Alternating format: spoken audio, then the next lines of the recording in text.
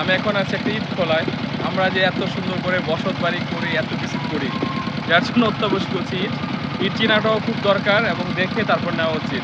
তো ইটটা কিভাবে বানায় অনেকেই জানে না। তো এটা ফুল প্রসেসটা আজকে আপনাদের দেখাবো। দেখেন কত সুন্দরভাবে ইট, দেখেন এখানে তারা মাটি সংগ্রহ করে ফার্স্ট বিভিন্ন জায়গা থেকে নিয়ে আসে।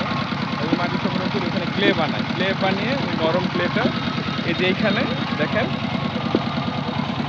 এখানে দেখেন প্রতিটা স্ল্যাপে স্ল্যাপে করে এক একটি ইটের নির্দিষ্ট আকারে করে একটা ডাইস ডাইস করা আছে। ওইখানে ওই ক্লে মাটিতে নিয়ে এভাবে রোদে শুকানো হয়।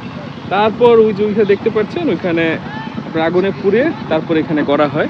এইভাবে আপনার 3-4 সেটের ব্লক বানিয়ে তারপর ইটটা আসলে আমাদের কাছে আসে এবং আমরা এত সুন্দর করে বিল্ডিংগুলো করতে পারি আর কি। তবে ইট চেনাটা খুবই ইম্পর্ট্যান্ট। 1 নাম্বার, 2 নাম্বার, 3 নাম্বার ইটের উপর অনেক কিছু ডিপেন্ড করে বিল্ডিংয়ের।